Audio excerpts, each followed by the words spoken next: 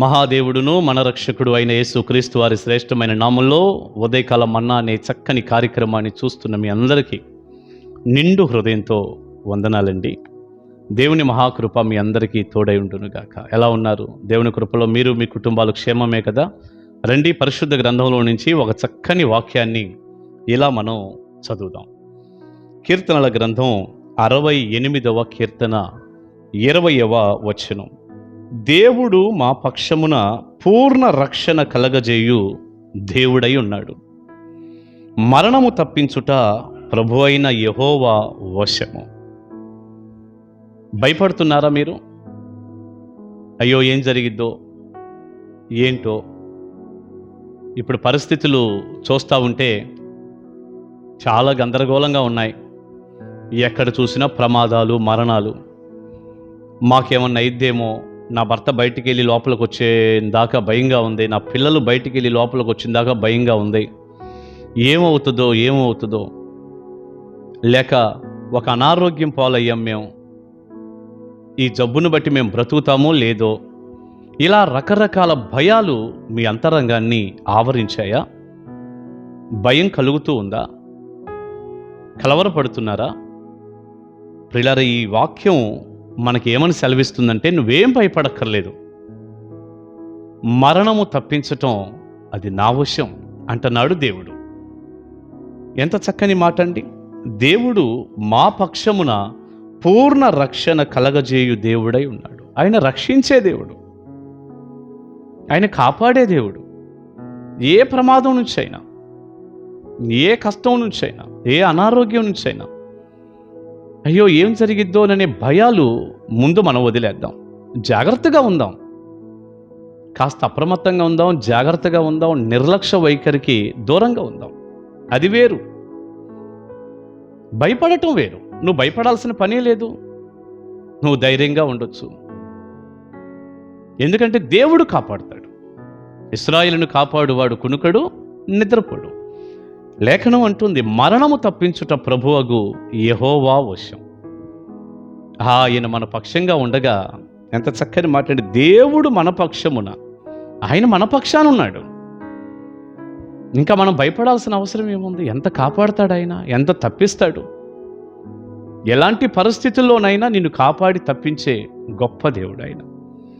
నీ ప్రతి భయం నుండి ఉదయకాలం దేవుడు నిన్ను విడిపించునుగాక. భయపడొద్దు అన్నటువంటి మాట 365 సార్లు ఉన్నట్టుగా బైబిల్ పండితులు లెక్కలు కట్టారు. అంటే సంవత్సరంలో ప్రతిరోజు ఒక మాట, ప్రతిరోజు ఒక వాగ్దానం.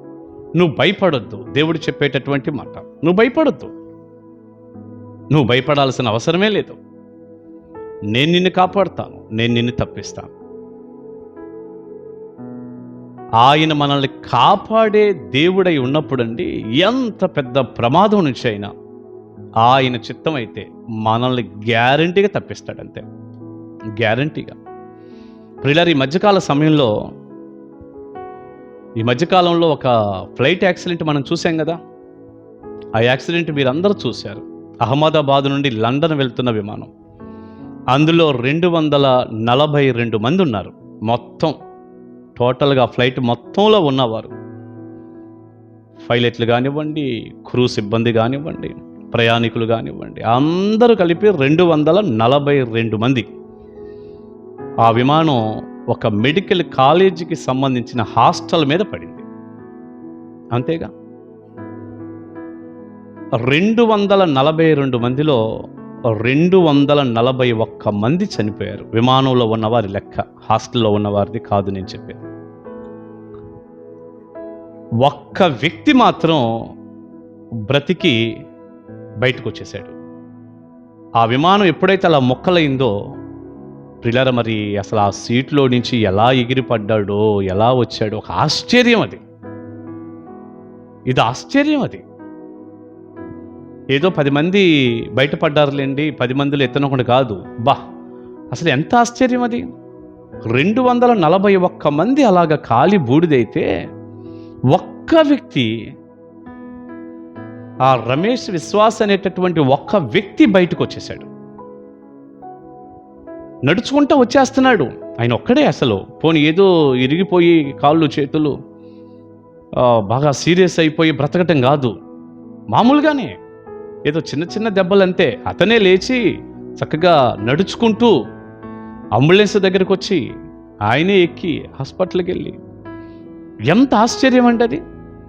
పిల్లరా, యూట్యూబ్లో మనం గమనిస్తుంటే ఎన్నెన్నో మాటలు, ఇంకా భూమి మీద నూకలు ఉన్నాయి, ఏవో రకరకాల మాటలు అంటారు కదా లోకంలో మాటలు. నిజంగా అది ఆలోచిస్తే ఎంత ఆశ్చర్యంగా ఉందో.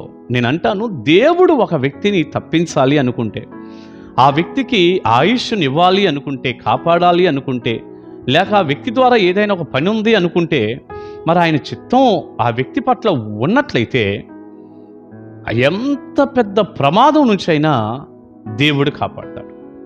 కొన్ని సందర్భాల్లో దైవజనుడిగా నేను వాక్యం చెబుతూ, గత సంవత్సరాల్లో దేవుడు ఒక మనిషిని కాపాడి తప్పించి మరణం నుంచి కాపాడాలి అని ప్రభు అనుకుంటే, విమానం కూలిపోయినా కూడా ఆ మనిషి బ్రతుకుతాడండి అని చాలాసార్లు చెబుతూ ఉండేవాడిని నేను మా చర్చిలో.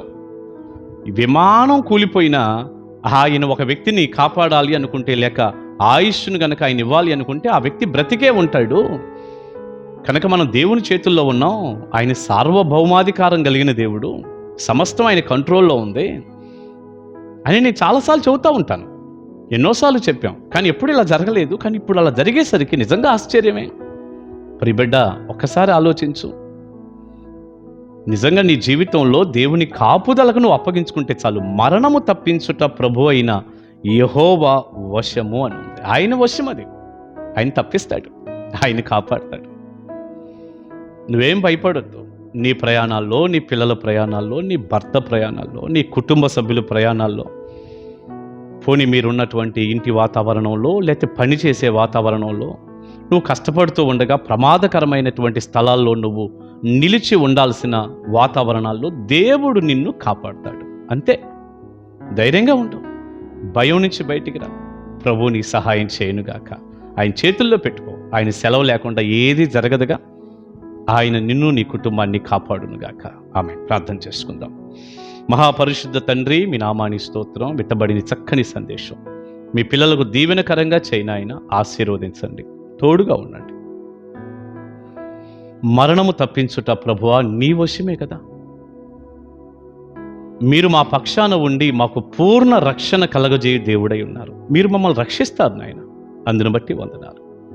ఈ వర్తమానం వింటున్న ప్రతి బిడ్డను మీరు కాపాడండి, రక్షించండి, మరణ భయం నుంచి విడిపించండి, ప్రతి ప్రమాదం నుంచి తప్పించండి. మీ కాపుదలకు అప్పగించుకుంటూ, మీ క్షేమానికి అప్పగించుకుంటూ ఈరోజంతా మీ సన్నిధి తోడుగా ఉంచమని వేడుకుంటూ యేసు నామాని ప్రార్థన మనవులు అడుగుచున్నాను తండ్రి. ఆమేన్. ఆమేన్. God bless you. దేవుని మహాకృప మీకు తోడై ఉండునుగాక. ఆమేన్. కలుసుకుందాం.